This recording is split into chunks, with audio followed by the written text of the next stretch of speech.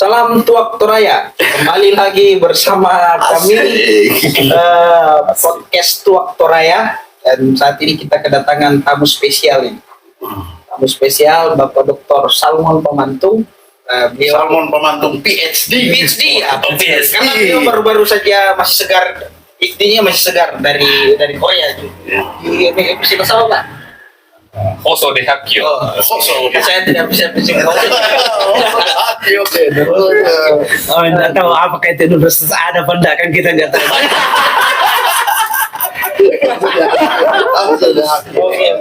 Jadi saat ini kita akan membahas tema yang banyak dibicarakan di studi-studi sosial humaniora.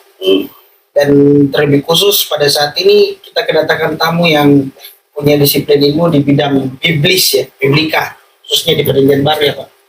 Yang baru, dan pendekatan yang sekarang banyak orang bicarakan itu adalah ya bukan baru-baru ya, tapi mungkin sudah lama, cuma baru kita bicarakan ya.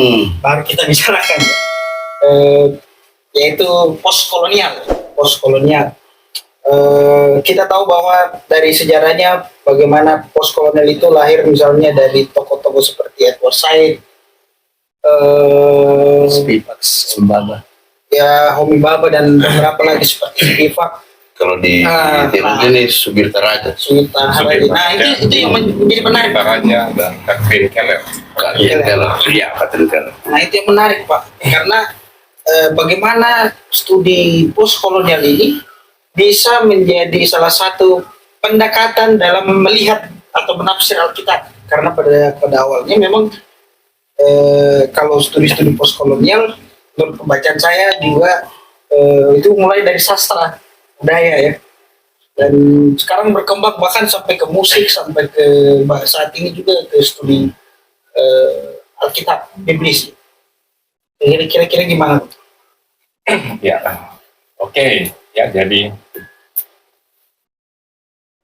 bacaan saya mengenai postkolonial atau pasca kolonial juga belum terlalu banyak, tapi sempat membaca beberapa referensi terkait dengan pemikiran postkolonial, dan benar sekali bahwa awalnya postkolonial itu lebih banyak di studi-studi kesusastraan, bahkan yang di luar Alkitab. Misalnya dari Simon Philpott itu bicara di sastra dan ketatanegaraan, terus di ilmu filsafat berkembang mengenai pemikiran postkolonial, dan akhirnya itu juga digunakan dalam studi-studi teologi dan lebih khusus lagi studi biblika, penafsiran Alkitab. Jadi memang seperti yang sudah dikemukakan oleh Pak Atma, Mas Atma, itu terlalu ketua. Mas Atma itu benar bahwa setidaknya kita bisa merujuk 3 orang ya. Kalau kita bicara postkolonial, yang pertama itu Edward Said dengan studinya Orientalisme, kalau nggak salah itu tahun 1978 itu. Dan kemudian Gayatri Spivak ya, itu bukunya kalau nggak salah Ken Subaltern Speak. Apakah mereka yang di kelas bawah ini bisa bicara? Lalu kemudian Homi Bhabha juga, dia orang India, jadi rupanya banyak orang India. Kalau Edward Said tadi dia orang Palestina Amerika gitu ya. Nah, kita lompat saja ke studi teologi dan biblika. Terus terang saya lebih banyak merefer misalnya tulisannya Robertus Widget Nico. Dia seorang pengajar teologi filsafat di STFT Widya PT di Malang. Sana. Tempatnya Pak Ivan. Ya, tempatnya Pak Ivan. Ketika bicara ini, kalau dalam studi teologi, memang teologi dan biblika, memang ada 2 orang yang banyak dirujuk Yang pertama Sugirta Raja, dia seorang Sri Lanka, dan kemudian Catherine Keller ya, yang menulis tentang postcolonial theologies. Kalau siapa si Sugirta Raja, dia menulis Asian Hermeneutic Biblical, dan juga ada Postcolonial Bible, itu dia ya, yang menjadi editornya di sana. Memanfaatkan memang studi-studi postkolonial sebelumnya, dan terutama ketiga pemikiran orang yang saya sebutkan tadi. Dan intinya sebenarnya dari pemikiran baik Keller maupun Sugirta Raja ialah postkolonial ini bukanlah sebuah periode tertentu setelah kolonialisme, ya. Memang ada keterkaitan di sana, tapi dia tidak merujuk ke situ terutama. Tetapi dia lebih pada sebuah kesadaran atau kekritisan dalam melihat sesuatu dalam relasi kekuasaan. Jadi dia melihat teks-teks Alkitab yang penafsirannya atau maknanya itu sebenarnya secara tanpa kita sadari, sebenarnya di sana kolonialisme itu juga ditemukan. Bahkan dia sendiri katakan begini, kalau kita membaca misalnya PL maupun PD, itu ditulis dalam konteks secara politis kolonial. Terjemahan kolonial ya. Ya itu juga soal terjemahan kolonial. Produk Iya. kolonial. Jadi misalnya kitab Esther itu kan konteksnya itu kolonialisasi Persia. Lalu kitab Keluaran misalnya kolonialisasi Mesir. Lalu kitab-kitab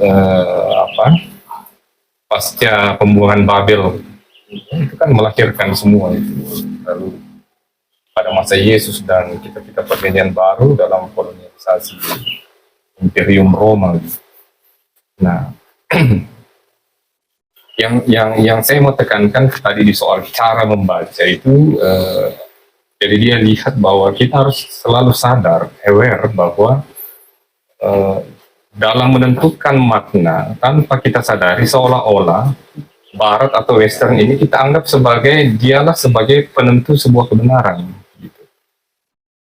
Kebenaran yang absolut. Dia ambil contoh misalnya bagaimana William Carey menuliskan refleksi misio tindakan pekabaran Injilnya di India pada awal abad 19, akhir abad 19 itu, dengan merefleksikan selalu disebut the golden rules, Matius pasal 28 ya. Ya. Padahal kalau saya secara pribadi ditanya yang mana golden rules, ya Kejadian pasal 1 ayat 27 itu. Anak cucu dan penuhilah bumi. Iya. Gimana Anda mau jadikan bangsa sebagai murid, apa semua baptis mereka kalau tidak ada beranak Iya, tidak ada perkara mereka buyangnya. Iya. Oke.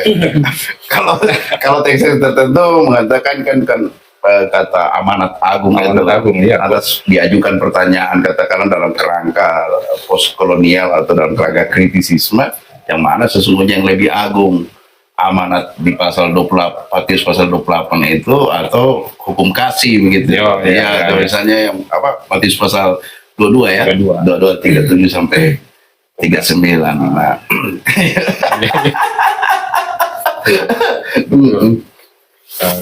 Nah itu juga, jangan-jangan dengan menyebut amanat agung, the golden rules, itu sebenarnya sudah ada pengaruh kolonialisasi tersendiri, dan Sugirta Raja mengendus itu. Ya, dia ambil contoh tadi yang laporan refleksi pekabaran Injilnya William Carey di India itu. Ya, jadi itu selalu dipakai oleh para pekabar Injil yang memang pada waktu itu secara temporer waktu memang lagi hangat-hangatnya semangat kolonialisasi kan, dan teristimewa Inggris terhadap India ya. Dan saya kira kalau kita belajar buku-buku sejarah kan selalu bawa semangat pekabaran Injil. Saya ingat dulu waktu saya kuliah S1 di STT Intim, selalu dibilang ada motif pekabaran Injil yang murni dan ada yang tidak murni. Tapi saya selalu bilang agak susah untuk membedakan secara itu, tapi yang jelasnya ada 3 selalu: gold, glory, and gospel. Ya, Gospel terakhir. gospel terakhir. Jadi untuk Matius pasal 28 itu menjadi pendorong bagi orang-orang Kristen yang memang juga kebetulan negaranya adalah negara yang imperialis untuk satu, menjangkau suku-suku di luar Eropa, di negeri jauh, yang notabene mereka adalah suku-suku yang dianggap, mungkin ini istilah yang agak sensitif menyebutnya, alifuru, kafir. Dan karena itu mereka melihat dirinya sebagai penerima amanat itu untuk menjangkau mereka, mengkristenkan mereka, tapi sekaligus menaklukkan hal-hal yang bersifat lokalitas pada masyarakat itu. Ada apa ya, macam banyak hal sebenarnya. Ada juga istilah dulu dalam sejarah, dan itu selalu membayangi saya dalam menangkap sebenarnya ketika kita melihat ya, merayakan jumlah penganut Kristen di mana begitu kan. Katakanlah kalau kita ngomong di Toraja bahwa sekarang sudah mencapai angka 96% masyarakat Toraja sekarang kan Kristen. Secara administratif. Iya, secara administratif, secara kuantitatif begitu. Jadi ada istilah dulu quis regio, eius religio. Siapa yang berkuasa, agamanya yang dianut. Dan seluruh tafsir atas itu ditentukan oleh penguasa. Yes. Tadi ada bahwa teks-teks keluaran apa tadi PL maupun PB ditulis di era katakanlah dalam konteks kolonialisasi atau konteks kolonialisme. Dan ada juga dalam kerangka narasi itu sebenarnya juga ada semacam pemenangan terhadap narasi kekuasaan untuk memenangkan, kalau kami di UKSW itu ada yang bilang memenangkan dinasti Daud. Dan itu juga kemudian berdampak pada orang-orang Biblika sendiri yang bilang bahwa teks itu ada didominasi dalam kaitannya dengan yang tadi itu, didominasi oleh budaya patriarki. Sekalipun misalnya banyak sarjana-sarjana Biblika entah yang berbahasa Indonesia maupun berbahasa asing, karena ini yang persoalan ini sarjana-sarjana aja tergantung bahasanya bukan pikirannya kan.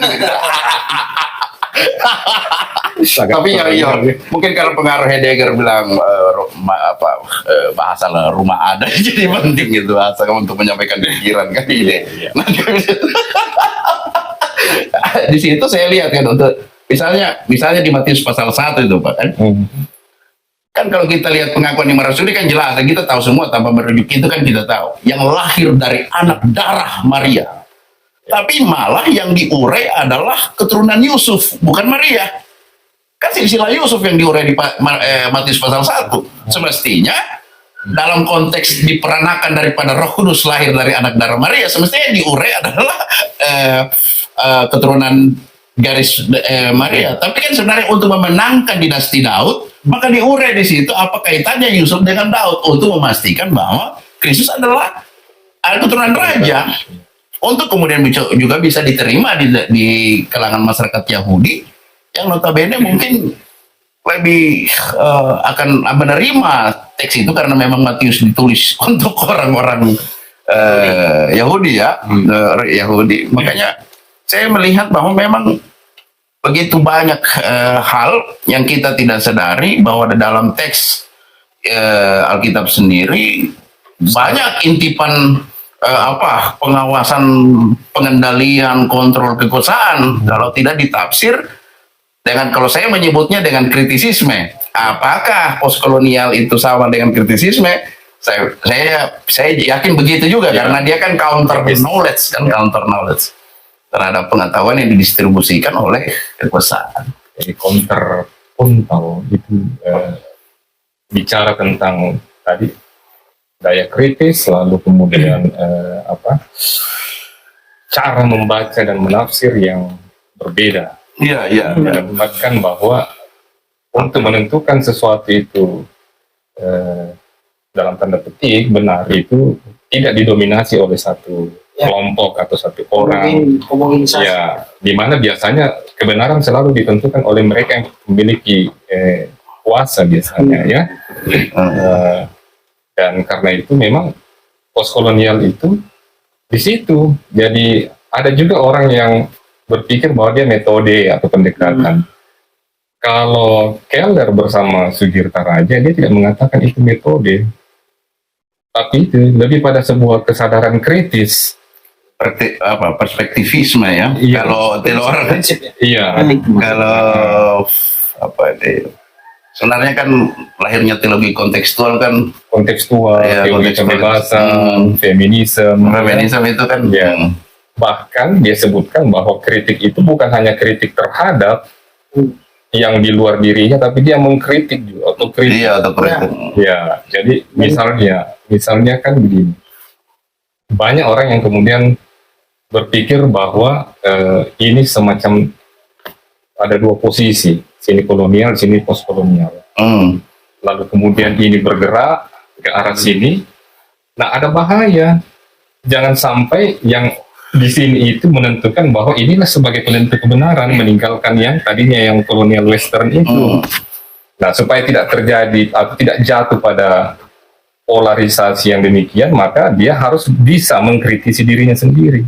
Karena itu dia tidak sebuah metode, tapi dia lebih sebuah diskursus, Ya, ya. wacana yang didasari pada itu tadi, kekritisan. Contoh sekarang ya, banyak orang yang menulis pada yang lokal atau semua. Kalau dalam studinya Sudirta Raja dengan meminjam pemikiran Edward Said, ada 3 pengelompokan, ada yang disebut dengan Orientalism, ada yang Anglisis, dan ada yang Nativisme. Nah, yang antara Orientalis dan Nativis ini itu agak mirip-mirip ya, mengembalikan kepada yang lokal-lokal. Kembali Ya. apa aktivisme. Iya, nah dia sudah mengatakan, dia bilang, hati-hati, jangan sampai Anda jatuh pada romantisme, padahal Ya, hari ini yang di lokal itu sendiri Iya, ada iya, sistem iya. kekuasaan. Iya, iya, iya. Gitu. Jadi you harus kritik, jadi ini kesadaran kritis, dan sehingga kita bisa menjaga jarak. Dan kalau Keller bilang dengan kesadaran postkolonial, kita membuat berteologi atau menafsir Alkitab itu menjadi bersemangat dan menarik. Bahasa lainnya ialah mampu membumikan dari pesan biblis dalam kehidupan yang membebaskan, liberatif, yang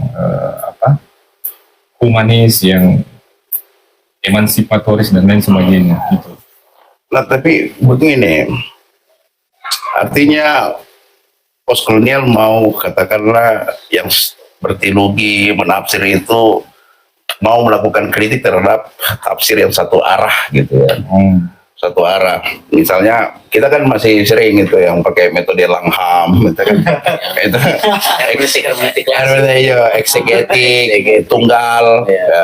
Ya. Kemudian kita tanpa kesadaran bahwa kondisi itu menempatkan konteks kita tanpa apa-apa. Karena selalu memposisikan mengajar, bukan memposisikan belajar. Bahwa selama ini ya kalau eksegesi kan dari teks ke konteks, tidak ada dialog sama sekali, diberikan ruang dialogis antara konteks hari kekinian dengan konteks teks di masa lampau. Sama sekali itu yang dibilang, akhirnya kemudian teks itu dianggap memiliki kebenaran yang melampaui ruang dan waktu, padahal setiap kebenaran terikat pada konteksnya. Ya, itu hanya dimungkinkan ketika ada dialog supaya tidak ada kolonialisme. Tapi masih banyak juga yang melakukan tafsir, bahkan itu justru yang paling dominan hari-hari sampai hari ini. Kita masih setia pada eksegese. Karena itu yang banyak diajarkan kan. Jadi namanya hermeneutik sosial ini kan banyak kemudian dengan alasan melindungi dogma di universitas Kristen, sekolah-sekolah teologi itu tidak diajarkan. Ya, dengan menganggap itu terlalu bahaya dan sebagainya. Kan sebenarnya kalau di UKSW kita ini dikatakan bahwa dengan hermeneutik ini berteologi menuruni bukit. Ya, Jadi seperti berteologi menurut Buki, jadi memang agak hati-hati ya. Tapi kan memang menarik sebenarnya postkolonial ini. Kalau para pencetus teori postkolonial ini sebenarnya orang Timur ya, yang kemudian mengenyam merasakan pendidikan di Barat. Ya, jadi seperti Spivak, Om Baba, lalu kemudian si Edward Said juga, itu kan mereka sebenarnya yang mereka ingin kritik ya, hegemoni baranisasi itu ya, westernisasi ya. Lalu kemudian yang kemudian melihat Timur sebagai sesuatu yang bodoh, ya, lalu kemudian tidak rasional, itu ya. Lalu kemudian Spivak melihat tentang pengaruh di gender misalnya. Kalau di gender itu kan dia melihat tentang kecantikan diukur dari warna kulit. Ya itu kan iklan-iklan. Ya, iklan. Yang ingin dikritik bahwa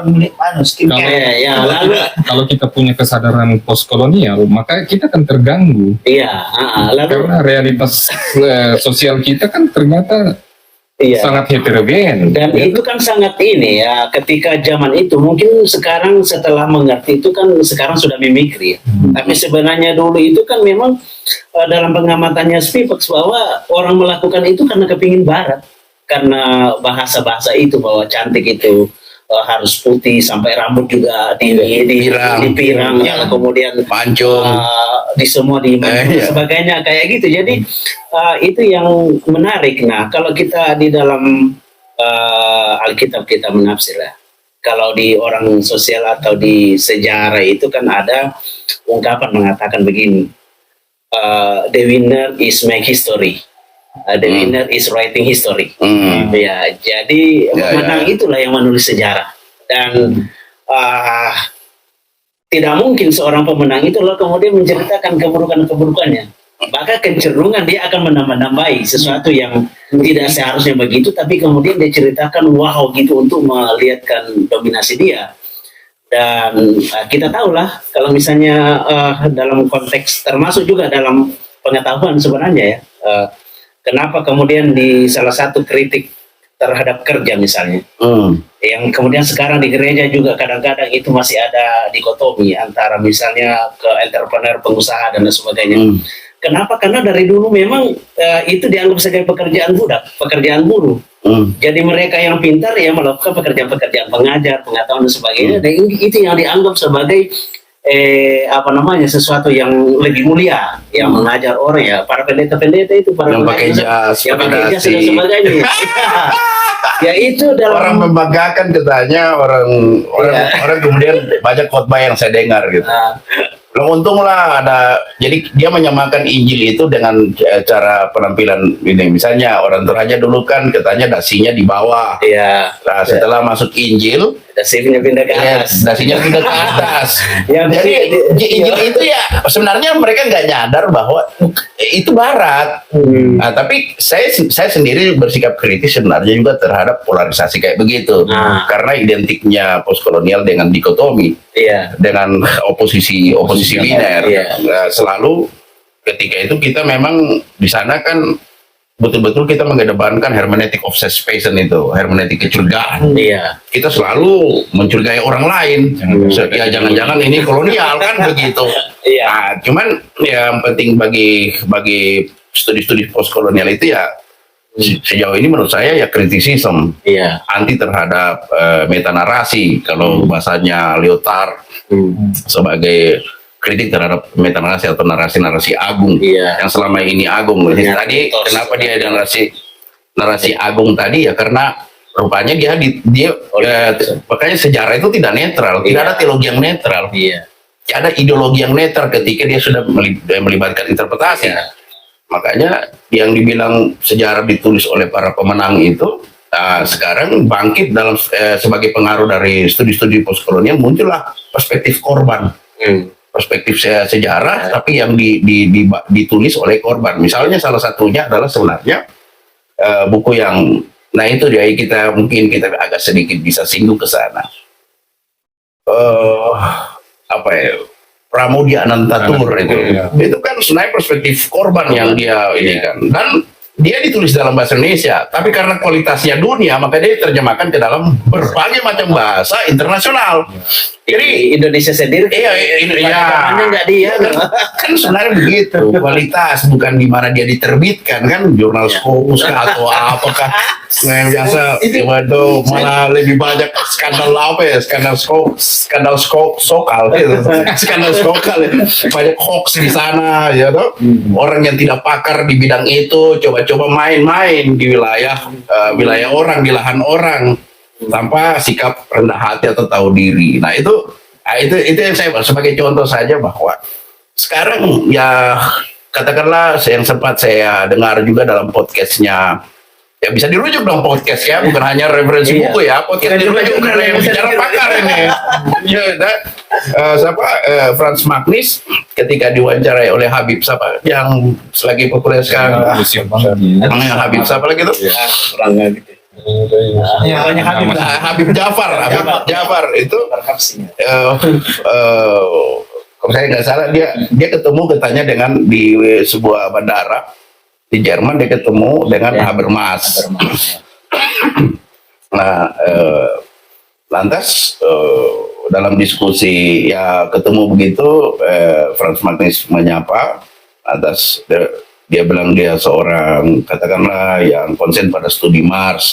Franz Magnus mengatakan begitu, dan Habermas mengatakan bahwa ya syukur ada Mars karena dari sanalah muncul yang disebut perspektif korban. Itu hal yang terpenting, kontribusi dari teori Mars terhadap studi-studi ilmu sosial humaniora, bahwa ada yang namanya, karena juga banyak feminisme Mars, tapi yang sekarang dilarang oleh KUHP kan, untuk KUHP yang akan disahkan ini pasca sidang Sambo kan 3 tahun pasca sidang Sambo itu dilarang, padahal banyak orang yang melarang Mars atau lebih tepatnya Marxis tapi tanpa pernah membaca Mars. Nah, itu jadi persoalan, dan mereka lupa bahwa Mars sendiri mengatakan bahwa dia bukan seorang Marxis, sama dengan Yesus bukan seorang Kristen. Nah itu kan begitu. Kita kembali ke kita tadi kan, kita sadar begitu. Kita sadar bahwa ada dominasi patriarki laki-laki dalam penulisan Alkitab, kitab suci. Dan khususnya di sini yang kita bicarakan adalah Alkitab, supaya tidak nyerempet nanti kita kenal lagi kan, karena ini potensi delik ya. Ini pintarnya Rocky aja gitu, ada potensi delik bahaya tuh.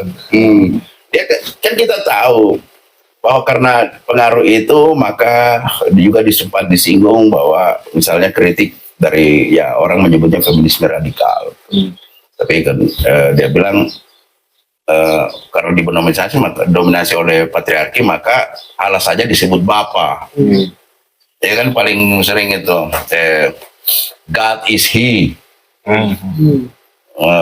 Padahal banyak feminis mengatakan no, kalau dari sisi sifat dasar Allah adalah kasih, maka itu lebih identik dengan ibu. Kan makanya dalam konteks tertentu juga ada orang bilang sebagai kritik kerahiman ya, teologi kerahiman, bahwa yang melahirkan kehidupan itu adalah perempuan, sebagai sumber kehidupan itu adalah perempuan. Nah tapi itu agak sulit memang, karena kalau saya lihat dalam terapan sehari-hari, karena kita mestinya berteologi dalam kehidupan sehari-hari itu, dalam teologi gereja sehari-hari kan tetap doa Bapa kami itu mungkin akan diinterupsi kita kalau ayah kita di akhir doa syafaat, untuk penutup doa syafaat kita bilang begini, di dalam nama Yesus Kristus yang telah mengajar kami doa ibu kami, itu pasti langsung aneh-aneh tuh. Itu kita langsung diuji ajaran oleh Pak Yekonya Timeng. Kita tidak lolos itu. Padahal dalam studi-studi kritis kita sudah paham, sudah sangat mengerti bahwa Allah disebut Bapa karena ada dominasi laki-laki di sana. Ya, ini bukan persoalan God is He atau God is He, bukan persoalan itu, tapi kita sadar bahwa ada dominasi laki-laki di balik penulisan ini. Makanya ada studi-studi feminis juga, misalnya tentang perempuan Syrofinesia itu kan, itu di situ namanya aja nggak disebut gitu, untuk menyebut nama dia aja nggak disebut, makanya dia hanya disebut asalnya. Iya. menarik yang anak perempuannya. Iya. Padahal namanya nggak disebut, tapi tokoh-tokoh feodal itu yang cenderung punya wibawa, mungkin waktu itu dia penampilan bagus, dia punya berapa keping perak. Nah itu.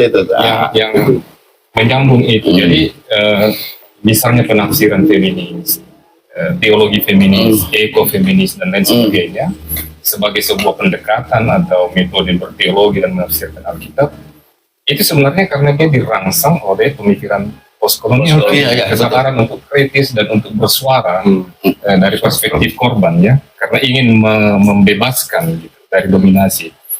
Dan feminisme itu membantu kita untuk melihat secara telanjang bahwa memang ada dominasi laki-laki patriarkal dalam penulisan teks-teks kitab suci kita.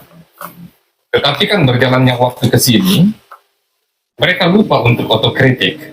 Iya. Ya, otokritik. Jadi fundamentalisme baru itu. Contoh misalnya, seandainya itu berjalan secara bersamaan, ada satu studi yang menurut saya akhir tahun lalu, saya kebetulan mendownload PDF dalam bentuk soft file-nya. Ini buku yang ditulis oleh Chris Greenenough. Judulnya itu The Bible and Sexual Violence Against Men.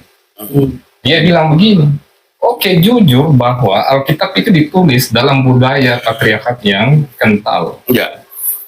Dan perempuan atau anak-anak bukan menjadi satu-satunya korban demi mempertahankan persis. hegemoni patriarkat itu sendiri. Laki-laki pun menjadi korban. Ya. Misalnya kita ingat narasi narasi Yusuf di rumah Potifar. Ya. Secara seksual Yusuf memang laki-laki. Ya. Tetapi dia dipermalukan oleh istri Potifar. Ya tuh. Ketelanjangannya itu jelas sekali. Laki-laki pun korban, bahwa itu pasti ditulis dalam budaya patriarkat yang kental itu toh. Nah, juga ada mahasiswa S2 yang saya tantang, saya bilang, yuk baca, ini kan saya sudah kasih Anda. Yuk baca penafsiran Yohanes pasal berapa yang lihatlah manusia ini. Ego Emi itu. Apa itu? Ecce homo. Ecce homo, ya. Itu kayak bukunya Nietzsche itu, Ecce homo. Lihatlah aku manusia. Lihatlah manusia itu, kata Pontius Pilatus. Kalau Yongki Karman, berdasarkan pembacaan ini juga, postkolonialnya, dia bilang, itu mempermalukan, merendahkan Yesus yang memang adalah mewakili bangsanya sebagai kaum terjaya oleh Pontius Pilatus yang adalah wakil dari Imperium Romawi. Ya. Dengan menempatkan duri, mahkota duri itu sebuah penghinaan. Ya. Lalu kemudian menggunakan jubah ungu, itu juga penghinaan, karena sebenarnya warna ungu adalah warna kemuliaan, tapi ini kan menghina ini. Lihat kok ini rajamu. Itu penghinaan secara kultural dan politis habis-habisan. Tetapi kalau dari perspektif korbannya adalah laki-laki, Yesus adalah korban dari patriarkal itu sendiri. Kasihan dia ditelanjangi. Seksualnya dia laki-laki tuh. Nah, lalu waktu itu ada teman yang bertanya, lalu bagaimana sikapnya Pak Salmon? Saya bilang begini, laki-laki dan perempuan ternyata sama-sama korban, yang diperlukan dia berkolaborasi untuk membebaskan setiap korban. Suara-suara korban itu harus didengarkan. Laki-laki dan perempuan harus kerjasama. Jangan Anda ultra feminisme yang buta lagi melihat. Kamu terlalu radikal ya. Anda tadi semangatmu itu memperjuangkan korban, tapi kau jadi penindas baru. Ya. Gitu. Memang ada beberapa ahli sudah mengatakan bahwa sebenarnya mungkin bentuk mungkin bentuk kolonialisme baru ini, makanya muncullah suami-suami takut istri. Bapak Saya salah sampai.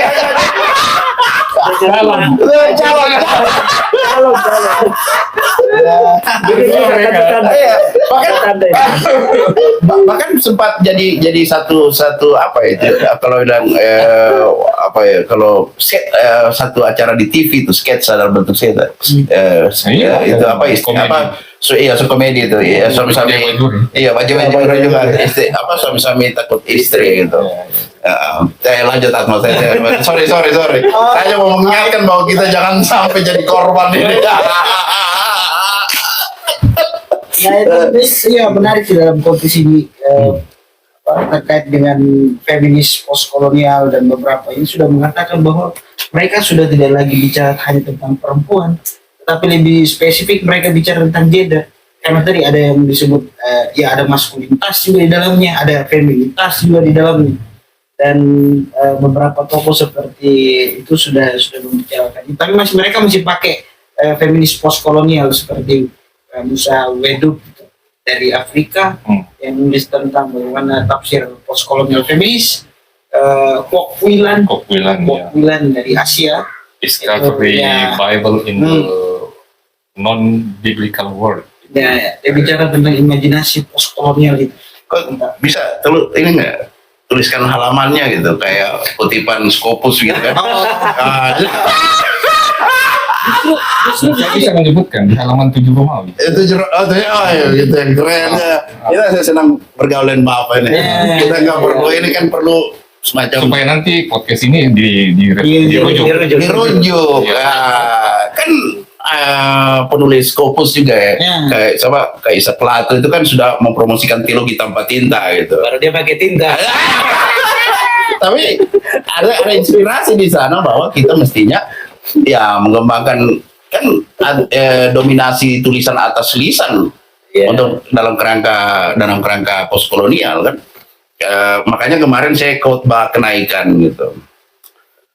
Dalam untuk mengenal ya kita belajar. Tapi persoalannya banyak di antara orang Toraja dia tahu baca Latin, tapi dia tidak tahu baca pasuranya sendiri. Nah itu kan saya ngomong kemarin di situ sambil menjelaskan simbol. Saya bilang kan lampu merah itu tidak ada tulisan di merah itu ada tulisan stop, tapi dia punya makna yang sama dengan tulisan. Itu pun saya ngomong soal kalau ada bendera putih. Kan tidak ditulis di sini ada kedukaan, orang ngerti, orang paham karena itulah sifat simbol. Nah, tidak adilnya hari ini akademik. Misalnya kalau saya katakanlah pembelajar di bidang teologi kontekstual, model-model bentuk-bentuk teologi kontekstual yang diakomodir dalam teologi kontekstual itu apa saja? Ekspresi-ekspresi teologis itu bisa tarian, bisa lagu, nyanyian, puisi dan seterusnya. Nggak adil sekali. Seni rupa. Iya, seni rupa dan lain sebagainya. Begitu banyak yang kita bisa ekspresikan sebagai sebuah pikiran. Jadi mau dalam bentuk lisan maupun tulisan yang dicoba dikomunikasikan adalah pikiran, ide, bukan ID card. Maksudnya tidak perlu bawa komputer. Iya. Bawa ide, jam tidak apa-apa bawa laptop, tidak apa-apa bawa apa segala, nggak apa-apa. Cuma jangan sampai nggak bawa pikiran. Ya, itu kan. Asal jangan kalau tidak ada PowerPoint, poinnya hilang. Alasan mati lampu. Mati lampu supaya kita tidak dianggap plagiat itu kutipan dari si Goki. Jangan sampai kutipan verbatimnya begini. Orang yang sering menggunakan PowerPoint itu adalah mereka yang tidak punya power, tidak punya power dan tidak punya poin. Nah, itu verbatimnya gitu. Supaya kita tidak diklaim sama orang-orang penulis Scopus, ini plagiat ini. Yang menarik kira-kira bahaya apa yang kira-kira dihadapi oleh gereja kalau pada akhirnya menggalakkan hermeneutik postkolonial ini dan khususnya juga hermeneutik kritis terhadap teks, mengganggu kekuasaan itu kan. Jadi kan dia status quo. Iya. Entah itu kekuasaan yang diembel-embeli dengan legitimasi ilahi dan lain sebagainya, pasti itu gangguannya. Makanya kalau you kritis terhadap status quo, entah itu di luar gereja maupun di dalam gereja, maka penempatannya akan di ujung dunia kan, begitu kan? Nah, supaya tidak punya akses pada internet, mengeluarkan ide-ide ini dan cenderung akan disingkirkan. Itu kan gaya lama di era kegelapan waktu itu. Kopernikus takut mengumumkan temuannya, Kemudian setelah dikembangkan lebih dijelaskan lebih ini oleh Galileo Galilei, akhirnya justru itu dijadikan korban. Banyak klarifikasi yang tadi congkel matanya atau diasingkan itu banyak ininya, banyak versi. Yang penting tapi poinnya kan bahwa kritisisme itu memang mengancam status quo kekuasaan. Nah, tapi kembali dalam konteks teologi ya, kan kita sudah ngomong tadi bahwa musik juga kan, musik itu juga kan sebagai alat perlawanan banyak ekspresi perlawanan. Tarian pun demikian. Makanya kalau kita di Indonesia kan ada Superman is Dead, ada Iwan Fals, ada sebagai perlawanan juga pada dominasi ini ya, dan kemudian ada lagi apa lagi namanya ini perlawanan terhadap industrialisasi kapitalisme pada musik, ya muncul indie yang anti terhadap dan seterusnya. Dan kalau kita tarik musik itu di gereja, ekspresinya kan masih kolonial sekali sih sebenarnya. Musik gerejawi itu masih kolonial sekali, klasik itu kan kelas atas mewakili kelas kan, musik itu mewakili kelas. Tapi coba pernah nggak nyanyikan reggae, blues, dangdut sebagai suara masyarakat ini ya, masyarakat lokal dan ada metal, ya ada kasih siwa, ya nuansa etnik tapi sebenarnya dinikmati oleh para feodal gitu kan, musik-musik feodal. Ada menarik sama tulisan lupa penulisnya dulu waktu kami di kelas kajian religi di Salata Dharma, ada satu tulisan pada saat itu, kebetulan saya presentasi, saya lupa apa judulnya, tapi intinya itu kasusnya di India. Jadi untuk masyarakat Dalit ada satu teolog ini, dia juga seorang musisi, tapi dia menggunakan lagu-lagu rakyat dan menjadikan itu liturgi dan merangkul para komunitas Dalit ini yang kalau di India komunitas Dalit ini kan orang yang tidak punya ini toh, tidak punya kasta, tidak punya kelas, dan justru itu membebaskan mereka yang dimana kan walaupun kelasan mereka di masyarakat mereka korban, tapi ketika ke gereja mereka menjadi rumah, gereja itu menjadi rumah buat mereka karena itu diakomodasi ya. Dan mereka diterima dari situ. Kalau dalam Tapi tidak semua gereja. Iya. Ya itu khusus gereja, saya lupa itu. Iya. Kemarin saya presentasi. Jadi ada gereja tertentu yang memang, jadi misalnya sama-sama orang India, lalu kemudian dia bertanya kasta, Anda Kristen, oke, Kristen sama-sama, tapi kasta berbeda, maka saya sebagai orang yang lebih tinggi kastanya, saya akan tunjukkan, lu jangan ke gereja sini, tapi di gereja sana. Ya. Jadi itu kekristenan juga kan dikonstruksi oleh kolonial. Ya. Ingat bahwa dia dijadikan agama negara waktu itu oleh Konstantin awalnya kan.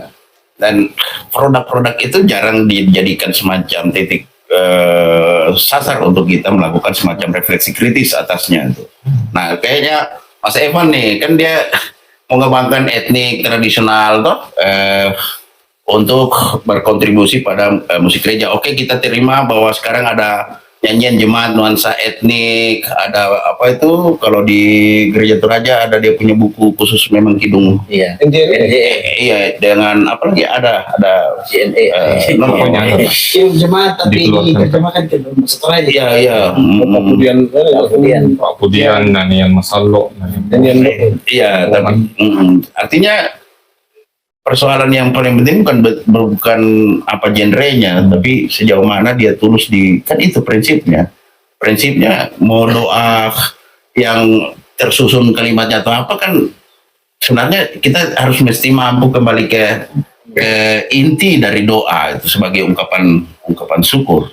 Kemarin Trisno sama ini editor yang ini dia lagi komentarin itu doa syafaat kita ini kayaknya daftar permintaan, seharusnya dia daftar ungkapan syukur, berterima kasih atas itu. Nah tapi ya udahlah.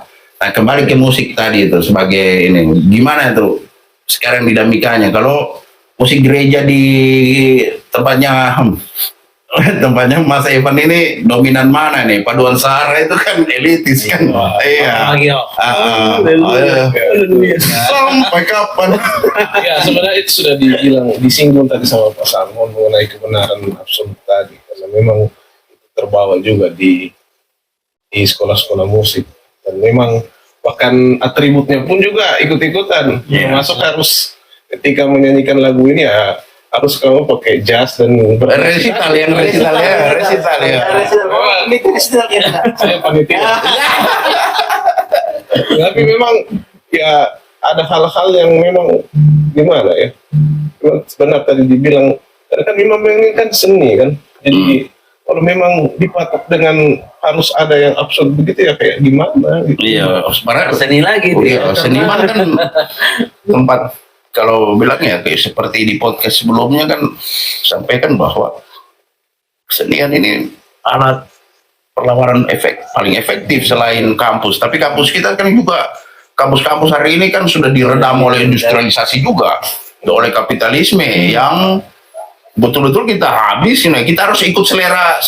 Siapa yang menentukan selera? Ya. Selera ini apa? Jadi kita juga menulis, ini tidak lagi berdasarkan yang kemarin itu saya bilang tidak didasarkan pada keprihatinan. Terus yang mengkritik dibilang apa? Apa itu? Sepak lawan ya. Iya, sepak. Karena ini pengalaman aja saya. Iya, pengalaman. Dalam pengalaman saya mengajar di kelas metodologi pendidikan di Musger, Iya. itu yang sedikit membuat juga saya semangat untuk mengajar di Musger, karena mereka punya keresahan kayak ternyata misalnya di satu gereja tertentu mereka lebih senang dengan elektron musik elektron, tetapi misalnya di kampus dia mendapatkan teori harus pakai piano. Nah, justru ketika pengalaman itu dibawa ke jemaat, misalnya mereka pakai piano, jemaat tidak kusuk beribadah dan justru tidak lagi kontekstual. Iya. Nah, ketika misalnya gaya yang misalnya yang dipelajari di kampus itu dibawa ke jemaat dan kayak dipaksakan lah. Karena jemaat sudah punya tradisi yang di mana mereka menikmati musik itu dalam konteks elektron. Jadi tidak seragam. Ada memang jemaat misalnya jemaat perkotaan ya mereka memang menikmati musik-musik yang kayak piano. Ya. Tapi misalnya di kampung mereka sangat sulit untuk terima itu. Kalau ininya kan apa ya? Tapi biasa juga gini, kita mengikuti selera, kontekstualitas itu tadi seperti tadi, tidak dalam kerangka sekedar mengikuti selera. Ya, tapi kita juga dalam konteks tertentu kita tidak boleh mengabaikan selera konteks.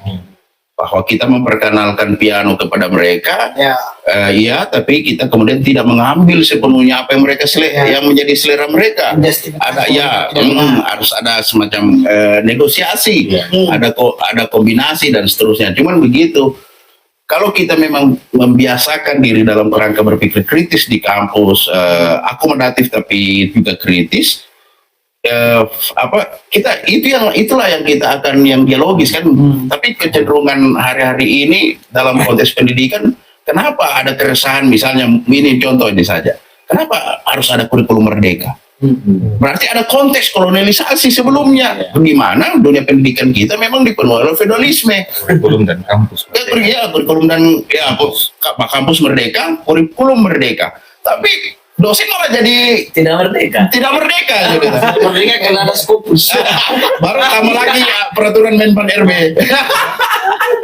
Nomor 1 tahun 2023. Iya, nomor 1. Itu kan apa? Lantas kita yang teman-teman yang mungkin dalam teori Bourdieu itu ada yang dibilang yang arenanya adalah itu, dia akan dominan karena katakanlah kalau kan itu kalau dipilih arena ya ikan yang berjaya di air, tapi belum tentu berjaya di pohon dihadapkan dengan keras. Nah, itu hal-hal seperti itu. Dunia pendidikan kita secara teoretikal terus berkembang, tapi kita malah di situ-situ saja. Terus itu yang sebenarnya ada yang orang bilang kan kita harusnya membiasakan yang benar, bukan membenarkan yang biasa. Akhirnya dalam konteks membenarkan yang biasa banyak hal yang semestinya bisa dirubah tapi dianggap natural. Soalnya sudah begitu. Ya sudah begitu. Ya kalau mau jadi pemimpin ya harus punya uang. Ya sudah begitu. Baik, padahal itu semuanya bisa diubah menjadi lebih tertarik. Itu yang oleh Marx dibilang banyak hal yang sebenarnya kita diyakinkan bahwa itu natural, padahal itu tidak natural. Kita harus melakukan kritik. Misalnya, dulu kan perempuan kasur, dapur dan sumur. Dan itu dianggap ya sudah begitu jadi perempuan. Ini kan sekarang bisa dirubah. Sekarang buktinya sudah dirubah. Nah, misalnya juga ada yang nanya-nanya gitu kan biasa. Kok tidak ada hari bapak? Kok tidak ada kementerian bapak dan anak? Padahal dia nggak tahu sejarah bagaimana perempuan diperlakukan oleh peradaban, disingkirkan di makanya ada sebagai bentuk keberpihakan. Ada pembela. Ya, cuman tentunya kita harus juga melakukan kritik kepada yang terlalu over itu tadi ultra feminisme dan seterusnya. Saya pikir bagi saya sekalipun memang ada kritik pada kata aku dalam filsafat barat, karena aku itu kan aku manusia. Tapi memang manusia dikritik di situ manusianya masih dalam pengertian barat, humanismenya. Makanya sekarang orang ngomong posthumanism. Dan seterusnya supaya nggak ada dominasi. Cuman kalau hak-hak yang disebut hak asasi itu saya pikir berlaku universal. Nah, cuman hari ini kita habis-habisan di partikularitas. Seolah-olah ya udah batu tinggal sendiri, pasir tinggal sendiri, semen tinggal sendiri, kayu tinggal sendiri. Kapan jadi rumahnya? Kan itu kan menjadi soal. Ya memang dalam konteks ya, ini. kalau postkolonial kan kalau kita terlalu ekstrim ya itu tadi artinya bahwa ya menimbulkan radikal yang baru, dan itu kan yang terjadi selama berabad-abad ya, termasuk dalam kajian-kajian feminis kan begitu. Akhirnya kemudian selalu ada di sisi yang satu ya. Makanya kemudian dalam kajian-kajian sekarang itu mulai ditengahi dengan misalnya munculnya terminologi gender, bahwa kalau kita bicara soal gender itu bukan hanya persoalan feminis ya, tetapi juga di dalam orientasi seksual yang lain ya. Dia juga berhak ya, apalagi dengan kajian-kajian sekarang bahwa sebenarnya kalau kita pakai laki-laki dan perempuan itu kan sebenarnya paling sederhana yang kita gunakan, dan itu hanya pengklasifikasian jenis kelamin berdasarkan morfologi. Padahal sebenarnya ada pengklasifikasian yang lain, misalnya dengan genetik, misalnya dengan hormonal, dengan kromosom, dengan termasuk otak dan lain sebagainya. Artinya bahwa sebenarnya jenis kelamin itu kalau dalam perspektif gender itu bukan cuma dua, bukan cuma laki-laki dan perempuan. Dan tidak ada feminis sejati, tidak ada maskulin. Di dalam diri saya ada feminin, di dalam diri Anda ada ya, feminin dan maskulin. Kalau apa kita yang cerita ke mahasiswa bahwa saya dominan feminim.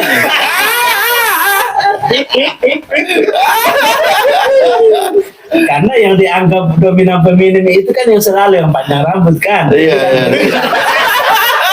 Saya tidak tahu juga kenapa itu kemudian diidentikan sebagai seorang yang jantan kalau gondrong dan sebagainya, padahal itu feminim yang dalam sejarahnya termasuk yang begini kan. Iya, macam ada frame gondrong dan panjang rambut, bedanya di mana? Iya, makanya kan. Ada terusnya banyak hal yang dalam kerangka postkolonial ini kita bisa belajar, karena bagi saya poin dari semua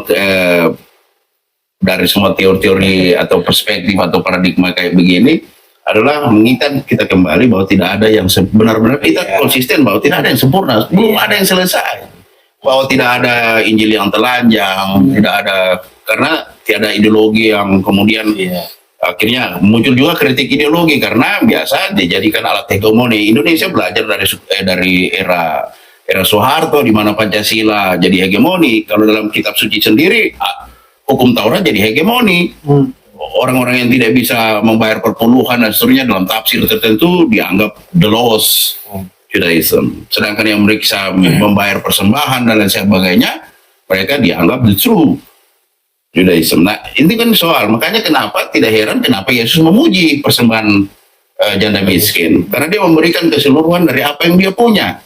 Sedangkan apa mulianya bagi orang kaya memberikan sebagian kecil dari apa yang ini, sekalipun jumlahnya lebih besar dibandingkan persembahan miskin. Ya, karena sebenarnya sebagai tanda bahwa kita kan sekarang kan udah semakin kacau balau lah menurut saya sekarang cara kita melihat ini. Karena kita lupa bahwa persembahan itu tanda, bukan syukur itu sendiri. Dia tanda ungkapan syukur.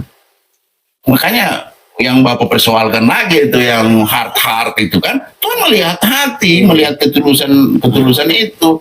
Bukan persoalan tandamu apa, tandamu boleh besar, tapi kan ada hipokrit, ada kemunafikan, dan menurut Yesus orang paling celaka itu adalah mereka yang munafik. Tapi ada istilah-istilah yang menggambarkan sebenarnya dia tidak sedang bersyukur ketika dia memberi dalam jumlah yang besar dan banyak. Bisa hipokrit, bisa juga yang sekarang ada istilah yang lagi dalam perkabaran Injil itu bukan fleksi rohani dia. filantropi. Jadi sebenarnya dia menyelubungi maksudnya. Jadi dan itu di negara-negara, saya tidak menuding, tapi ada beberapa contoh di negara tempat saya studi, banyak pengusaha-pengusaha itu yang bisa mempersembahkan uangnya banyak untuk pekerjaan misi tertentu di wilayah tertentu, tapi sebenarnya dia mengharapkan sesuatu nanti, misalnya dia akan dipromosikan menjadi CEO di perusahaan yang lebih terkenal. Kalau dalam teori Bourdieu itu modal ekonomi membeli modal simbolik, modal sosial. Jadi dia pakai modal ekonominya untuk menumpuk kembali. Makanya saya bilang dalam teori Bourdieu itu ya oke, bahwa modal itu, akumulasi modal itu tidak hanya pada modal ekonomi seperti pada Marx, tapi dia tidak membantah Marx sebenarnya menurut saya, karena orang yang punya modal ekonomi bisa merambah ke modal simbolik, modal sosial dan lain. Sedangkan mereka yang tidak punya modal ekonomi tidak cukup kuat untuk mendapatkan modal-modal yang lain itu. Jadi determinasi ekonomi oke, tidak ini, tapi menurut saya masih cukup dominan sampai hari ini. Makanya dalam dunia politik juga kan sekarang oligarki yang bermain. Itu tidak bisa dibantah oligarki. Bagaimana intervensi negara-negara maju terhadap negara-negara berkembang itu kan faktornya ekonomi. Kenapa Amerika sementara begitu dominan pada dunia internasional khususnya ini, ya karena posisi dia sebagai negara kapitalis yang ini. Nah, itu hal-hal yang menurut saya kadangkala saya mencurigai, sebenarnya juga mencurigai kata pos-pos itu. Di pos kolonial, di pos modernisme, di pos feminisme, karena dia memberikan ruang ragu bagi ruang abu-abu yang sebenarnya mereka sengaja secara naratif mereka katakan sulit menerjemahkan kata pos ini dan seterusnya gitu kan. Padahal saya lebih, ya sekalipun ada juga tudingan terlalu politis, saya kenapa nggak bilang saja misalnya hermeneutik, kalau dengan hermeneutik itu kan sebut aja hermeneutik kemerdekaan atau hermeneutik pembebasan supaya lebih otentik. Jangan makanya waktu itu saya kuliah tapi dengan nada yang agak sedikit ini. Waktu itu di sekitar tahun 2000, awal tahun 2000, Pangelo bilang begini, ya dari semua dosen-dosen yang ada di kampus ini, ya hanya saya yang paham postkolonial. Maksudnya, dan lantas sembari mengatakan itu dia bilang, ya postkolonial itu kan adalah orang yang berada di dua sisi. Orang ambigu sebenarnya, orang yang agak, kalau bahasa anak-anak muda sekarang tidak move on. Orang yang nggak move on. Kenapa? Dia selalu, menurut Ngelo, postkolonial itu adalah orang yang selalu berada di dua sisi. Ingin lepas sepenuhnya dari pengalaman kolonial, tapi di sisi yang lain tidak bisa lepas sepenuhnya. Karena apa? Dari sisi pilihan diksi yang dia gunakan, dia mengandung situasi itu, ambiguitas di situ. Kenapa dia selalu kan memframing. Ketika kita membaca dalam kerangka postkolonial, kita selalu memframing orang, memframing teks apapun yang kita baca sebagai kolonial. Padahal kan nggak harus sepenuhnya begitu. Makanya ya saya pikir yang ini kritisisme aja. Nah, kritisisme bahwa jantung dari teori postkolonial, postmod dan seterusnya, bahkan postmarxisme itu dalam jurnal tertentu dikatakan dibiayai oleh Bank Dunia. Edukasi masuk-masuk teori yang bikin ini menjadi semacam oke, bahwa dunia ini semakin kompleks, iya, dan pos tadi memperkenalkan kita tentang kompleksitas itu, kita akui itu, tapi sebagai kritiknya adalah ada ruang abu-abu, dan di situasi ruang abu-abu, orang yang memiliki kapital menumpuk yang lebih mampu hidup dalam situasi abu-abu. itu mereka bisa pakai kacamata ini, sedangkan yang miskin kalau menyelam nggak pakai kacamata tuh, kan mereka bisa itu. Makanya ada di ruang abu-abu itu masih lebih memenangkan elitis dibandingkan ini. Tapi apakah yang kita maksud, kita lagi-lagi mau berada pada situasi yang telanjang dan saya bilang yang murni itu, atau seperti apa? Nah itu yang menurut saya di situ mungkin kosmopolitanisme Ya. akan bermain lebih kencang. Kalau analisisnya Robertus Wijanarko memang itu. Hmm. Jadi dia bilang nyaris tidak bisa lagi kita menemukan apa yang disebut dengan budaya masyarakat yang benar-benar asing. Yang ada adalah, walaupun itu pernah kita diskusikan, Iya. kenapa enggak kita berani saja bilang sinkritis? Iya, Dia pakai hibriditas. iya beritas. Karena sekarang sudah ada globalisasi, kosmopolitanisme Iya. dan lain sebagainya. Hmm. Ya. Bahkan kalau kita bicara budaya, budaya itu dia dinamis, dia akan selalu berkelindan dengan konteksnya, waktunya, ada penambahan, ada sintesis Ya. di sana sini. Intinya dari semua itu sebenarnya ialah sejauh mana, entah itu kalau kita pakai pembacaan atau penafsiran dalam kesadaran post kolonial tadi, ialah pertanyaannya bukan mana yang lebih benar, tapi mana yang lebih membebaskan, mana yang lebih emansipatoris. Iya, emansipatoris. Iya, pada ya. Ya. Mana yang membawa sebuah transformasi gitu. Makanya mungkin coba untuk mengatasi problem itu, Habermas bilang ya kita lanjutkan proyek modernitas tapi tidak dengan karakter sebelumnya, tapi dengan karakter yang lebih emansipatoris. Makanya dia mengusulkan kan, Jürgen Habermas bilang ya pertajamlah kritik ideologi. Iya. Bacalah bahwa semua bahkan dalam tindakan baik apapun yang Anda lakukan selalu ada ideologi tertentu di belakangnya. Ya. Kita harus sadar itu. Kritik diri itu. Kritik diri. Iya. Jangan jadi tidak tahu diri. Iya, mana banyak yang tidak tahu diri nih. Kalau tidak tahu diri, kalau lupa diri. Ya itu lagi. Itu kan Kalau tidak, lagi tuh. iya, Sama- amnesia. Semua orang melihat bahwa dia salah, hanya dia sendiri yang tidak tahu kalau dia salah. Kan? Iya. Itu menariknya dalam konteks yang Buta namanya.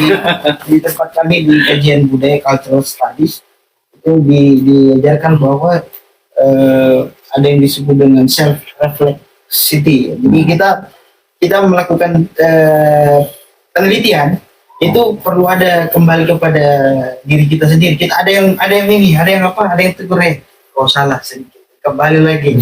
Jadi teori itu memang kita gunakan, tetapi teori yang kita gunakan itu harus ada sisi subjektif kita juga. Ya, Karena ya terkait dengan postkolonial tadi, postkolonial ini kan pendekatan yang sangat subjektif, Ya, sangat subjektif. dalam kontekstual juga Nah, sangat subjektif. Sangat subjektif karena menolak juga karena itu kolonialisasi kalau bicara dan tentang justru kalau dia objektif, tidak ya. subjektif, dia sebenarnya bukan Nah, kolonial. yang justru Pseudo itu. objektif itu yang justru kolonialisasi Ya. karena selalu mengatakan Sudah objektif, ada ya. objektif. Artinya Ya. karena ada kan kita kalau dalam konteks keilmuan ya paradigma ilmu pengetahuan kan kita kan selama ini memang didominasi pada objektivisme Ya. ilmu alam Ya, apa natural Wissenschaft gitu ya. Natural science doktrin kita soal objektivisme, makanya saya tidak tahu cara menyebutnya nama tokoh itu. Loder Hahn bilang gitu, bilang objektivitas yang sejati berangkat dari subjektivitas yang otentik sebagai sintesa dari pertarungan antara objektivisme dengan subjektivisme, bahwa ya kita boleh subjektif tapi bukan berarti kita jujur. Ya. Sebuah subjektivitas yang jujur. Kalau dia jujur maka dia juga memenuhi standar objektif. Ya, itu yang dalam ilmu penafsiran itu kan disebutkan bahwa selalu ada prejudice, Prejudice, ya paham. prapaham. Ya, damer, laki-laki gak damer. Ya, terlepas banyak kita kritik terhadap ini, iya, tapi iya. membantu Ada untuk melihat bahwa subjektivitas itu memang penting, tapi banyak orang yang tidak mau mengakui subjektivitas. Iya, iya, iya, Gadamer mengatakan, you harus terbuka. iya. mengakui bahwa dalam hal ini saya punya peranggapan, saya punya prejudice. Karena ketika kita tidak membiarkan kita mengakuinya secara jujur, maka hasil interpretasi kita itu akan lebih banyak membenarkan prasangka kita. Ya. Ya, Dan akhirnya hasil tafsiran kita akan menindas kolonial Prasangka itu yang lagi. menjadi paham, bukan dia berfungsi menjadi horizon dari cakrawala, Bukan, tapi malah- malah jadi paham. Belum apa-apa sudah ada kesimpulan. Dia menganggap prasangka itu adalah kesimpulan. contoh ya, misalnya biasa kan kita di framing gitu, di framing apa sesat gitu kan, di framing. Berpengalaman ya. Iya. Dia pakai saya kan nggak mau lagi. Sudah pakai saya dia Saya- oh saya- bilang sesat. Saya kan begitu, saya coba, saya sangat dipengaruhi kadangkala ketika saya membaca malamnya apa saya baca. Jangan bilang sesat, kita pakai istilah yang agak biblis lah. Iya. Di Lukas pasal 15 yang mengenai yang hilang-hilang itu. Iya. Oh, yang hilang. Iya. Begitu. Terbilang yang terhilang itu. Oh, iya. Kayak yang kasar sekali kalau tersesat. Betul. Itu yang saya mau, itu kan begitu. Kalau Rocky bilang apa? Menyesatkan ke jalan yang benar. Artinya dalam kerangka postkolonial, saya malah biasa karena satu teori menarik bagi saya yang Homika Baba itu, yang dia sebut mimikri. Mimikri. Sebagai bentuk kritik itu, misalnya ini saya bongkar di podcast ini. Nah, berapa lama ini di hari belakangan ini kan bukan sudah jalan bulan ini. Saya membiasakan diri mengucapkan itu salam, salam. Nah, kalau untuk kepada tertentu saya bilang Tuhan berkati. Kemudian kebetulan kemarin kami jalan-jalan di ini untuk beli peralatan sekolahnya anak-anak di Solo. Solo itu ada salib, lumayan murah tuh, 19.000 nih saya lagi pakai salib ini. Nah, padahal dulu kan saya juga ingat-ingat dulu apa Pangelo itu kan suka begitu. Kalau ada yang pakai baju merah pasti kena tanya tuh, ditanya di kelas itu, atau pakai salib, tergantung salib kecil atau salib besar kan gitu. Saya pakai salib karena rupanya orang kemudian melihat kekristenan itu, kristenitas seseorang itu Pakai salib. sebatas Shalom. shalom, mengucapkan kata-kata kiranya Tuhan berkenan, Tuhan berkati, itu sudah Kristiani. Makanya biasa orang Masaranian liu, kalau kita orang Toraja, Masaranian liu mengucapkan itu, dan kemudian menggunakan atribut-atribut. Jadi saya menggunakan itu, saya meniru itu untuk kemudian mengejek kalau hanya begitu standar Kristenitas, saya bisa lakukan itu. Jadi siapa yang Bapak ejek ini? Banyak yang mereka pokoknya siapapun yang merasa yang menganggap bahwa menjadi Kristen itu adalah dengan sekedar performatik, dengan atributisasi kan, atributisme kan begitu. Sebenarnya Itu yang saya kritik karena Kristenan yang dimaksud. Saya terinspirasi kritik Yesus itu. Tapi kan banyak orang yang terlalu cerita yang indah-indah saja tentang Yesus itu. Padahal Yesus itu kencang kritiknya itu. Bahkan sampai pada level sarkasme menyamakan orang dengan babi. Itu kan sampai dia katakan celakalah kamu seperti jangan kamu seperti kamu celaka. Kamu orang-orang munafik karena kamu seperti kuburan itu, cantik di luar dilabur putih, tapi kalau masuk di dalamnya busuk. Berulang-berulang. Nah, kemudian dia bilang kalau mau membersihkan cawan jangan bersihkan bagian luarnya, tapi bagian dalamnya yang juga utama. Nah, sebenarnya saya mengatakan bahwa dalam luar itu kedua-duanya penting. Jangan satu di ini ya, dan yang lain ya baik, karena itu menariknya pola berpikir sintetiknya Yesus, kritisisme. Kalau bagi saya Yesus itu postkolonial Iya. karena sangat kritis pada hal-hal yang sifatnya memperdaya, menipu, dan itu jarang sekali diungkapkan kan. Kalau kalian cuma berbuat baik pada orang yang berbuat baik, orang Apa orang yang berbuat apa melakukan itu sesama preman juga, mereka saling baik. teks andalannya Pak Calvin itu kan gitu ya, Pak Calvin Sola itu dia andalan itu, bukan mereka yang berteriak Tuhan Tuhan dan yang melakukan mujizat atas namaku yang akan masuk dalam kerajaan surga, itu kata Yesus. Tapi mereka yang melakukan kehendak Bapakku yang, jadi kan memang substansi substansial sekali yang diajarkan Bukan yang salom-salom. Iya, sebagai itu juga kan di anak zamannya, anak konteksnya kan, Yesus itu konteksnya waktu itu alil Torah dan orang Farisi sungguh-sungguh hanya mengedepankan sisi formalitas dari agama. Dan bingung juga sih ya ini mereka selalu saya mau ini, oh nanti ikut dan bilang lagi apa itu biasa ya, jalan serta Yesus. Oh, nah jalan serta Yesus Sambil mencuri. sambil menipu sesamanya, mengucapkan dusta dan merusak martabat orang lain dengan politik uang, dengan abuse of power itu. Macam muak aja deh yang kayak begitu. Itu kan bagian dari kritik postkolonial dalam konteks keberagamaan gitu. Iya. Saya pikir itu. Oke, Kalau dia kembali ke Mas Atma, karena dia ini kita panggil dia Mas, bukan karena dia orang Jawa, tapi ya katakanlah ini kita tidak sementara dikolonialisasi oleh Jawa, tidak juga begitu, karena ya enak aja manggilnya Mas Atma gitu kan, Mas Atma. Nah itu kan udah kosmopolitan. Tanda kosmopolitanitas. Tapi sih kaget juga Mahfud dalam wawancaranya dengan siapa itu dia bilang kita mesti jadi kosmopolitanitas yang inklusif. Saya kaget itu. Rupanya Islam sekarang bukan hanya Islam Nusantara, tapi Islam yang kosmopolit. Ide tentang kosmopolit juga hidup sebenarnya dalam Alkitab. Kamu bukan lagi Yahudi, kamu bukan lagi Yunani. Karena ada namanya kosmopolitannya Paulus. Kan? Ya, kosmopolitan Paulus itu. Wah itu artinya kita hidup sebagai warga dunia yang selalu menghormati, menjaga apa ya, hospitalitas gitu kan.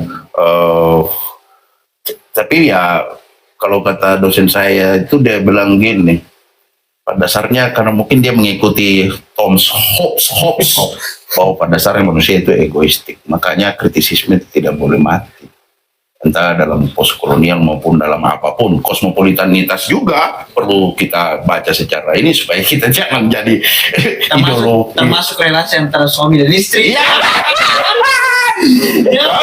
Sekarang perspektif korban, laki-laki sebagai korban. Aduh, oke, thank you. Kalau begitu saya pikir cukup untuk pembicaraan kita. Kita tidak memberi kesimpulan dan Iya. silakan para penonton memberi Review. review perspektifnya Iya.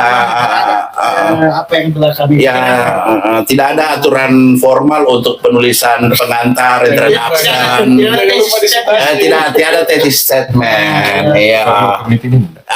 Kita turnitin kan nanti. Kalau begitu kita Oke. cukup untuk hari ini, sampai jumpa di podcast. Oke. Podcast menarik dari Ya. Salam Sehat. Salam sehat.